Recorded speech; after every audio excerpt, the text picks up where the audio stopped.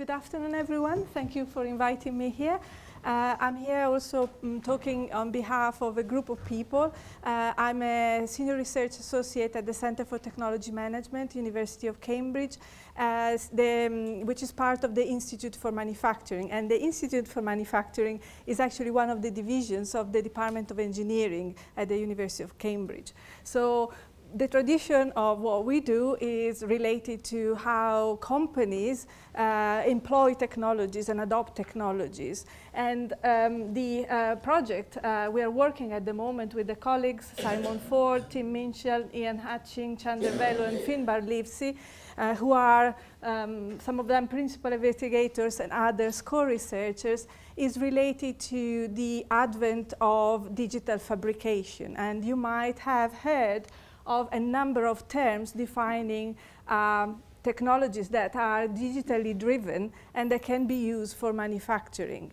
We are particularly keen on a particular set of these technologies that are also called additive manufacturing or mostly 3D printing. Although the terms are not totally interchangeable, I will use them interchangeably during today.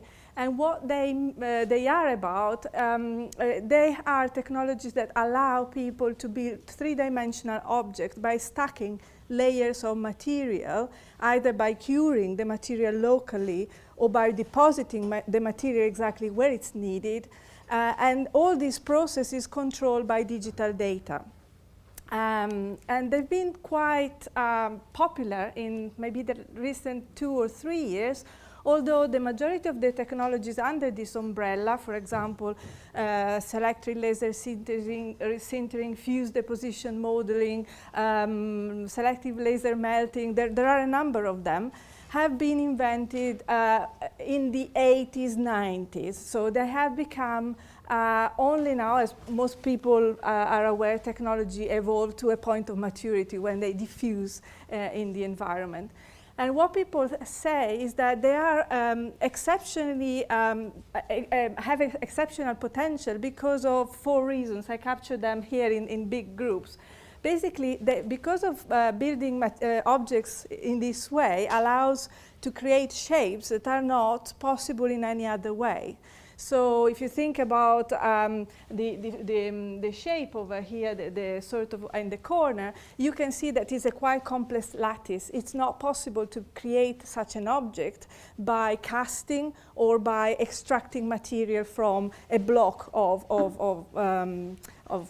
I don't know, metal or whatever. The ideal is also that they allow to produce items that are not economically viable in any other way. So it's possible to customize for the individual products and build one-off item and still make the production quite functional, quite viable. It's also possible because of the way in which one deposits the material to have objects that are, they have a strength or they have mechanical properties just because of how the material is deposited.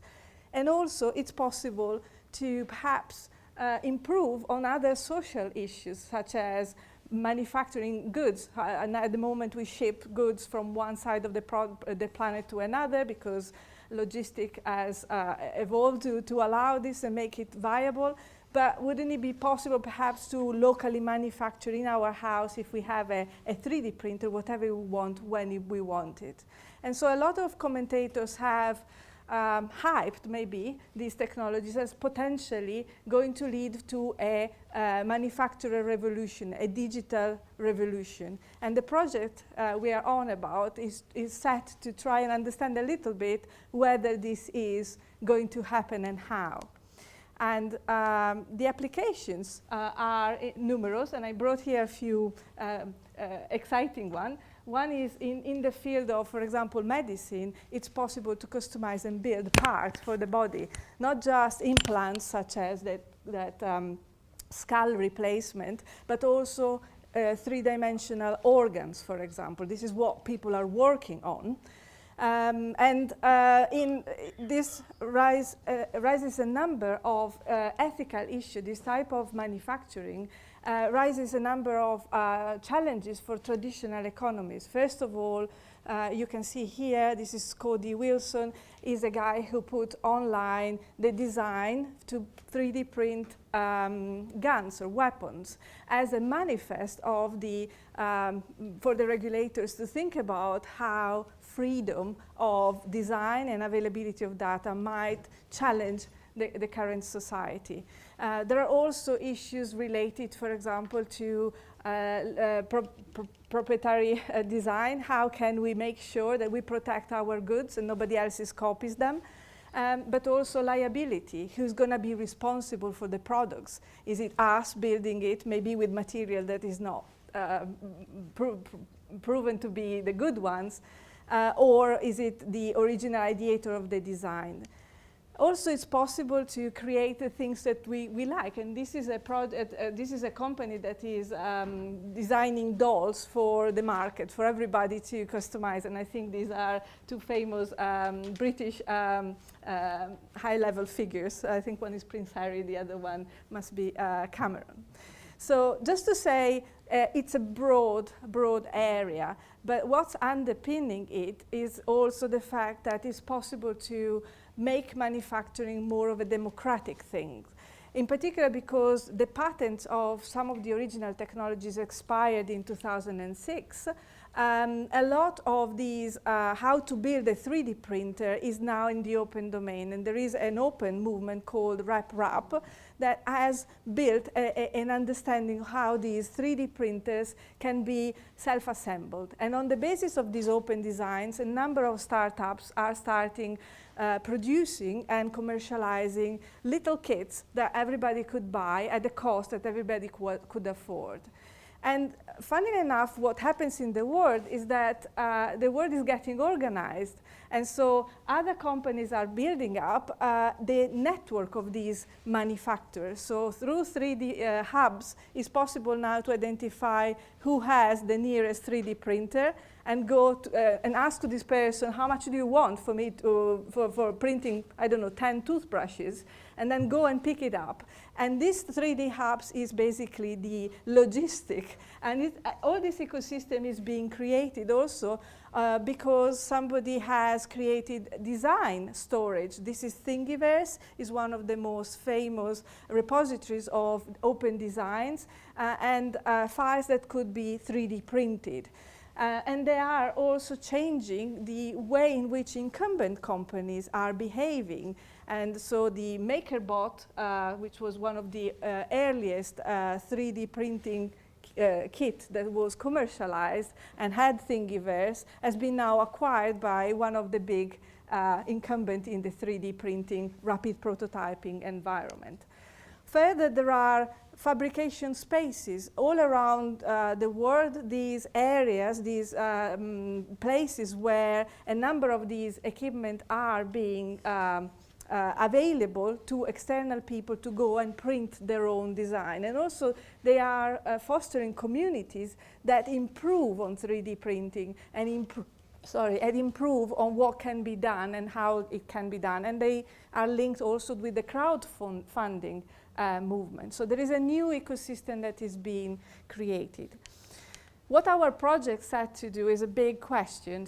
Is the emergence of this digital manufacturing, fabrication, going to have impact for the UK and maybe the global manufacturing landscape? And what we set out to do are a number of packages. The first one, where we are now, is looking at the emergence of this phenomenon. The second one, after we have sort of scoped the area, is try to understand how business models and the world is being disrupted. And the third package will be to use foresight tools to look at the future, how people see the world in a few years' time. And underpinning all this, there is a work package which is quite important. As the kind of questions that we are asking are so broad and so perhaps difficult to answer, we think that it's necessary to continue this dialogue in the future with the community of practitioners. And so we're trying to build a fabrication community, digital fabrication community, that can help us finding some answers to these questions. So our research is ongoing, just started. We're looking at collaboration from a number of participants, and I know you have quite a bit of knowledge of how digital data can be used and distributed. So I invite you all to maybe interact with us in the next couple of years, 2.5 years, because we just started this project. So if you have any questions, thank you very much. Thank you. Anyone has any questions? Have you thought about getting involved with the schools? You know, one of the big things was that I was in some guy who wrote in the Financial Times, he wrote a piece in the Financial Times about they could create a new manufacturing class in the UK, similar to what Charles was saying earlier on about the 19th century with the British Industrial Revolution. Yeah. I just wonder what your thoughts are. Is that a feasible scenario, or is that just pie in the sky? Well, I don't have the answer to the specific question, but I can tell you what we're thinking of doing in answer. So one of the problem of what people think is a limitation to this democratization of manufacturing is the fact that people don't have the skills, either the digital skills or the 3D printing or the technical skills to make a 3D printer work or connect software. We are setting up a cohort survey to try and understand if this is the case and what are the various universities, for example, doing in this area. So with colleagues across the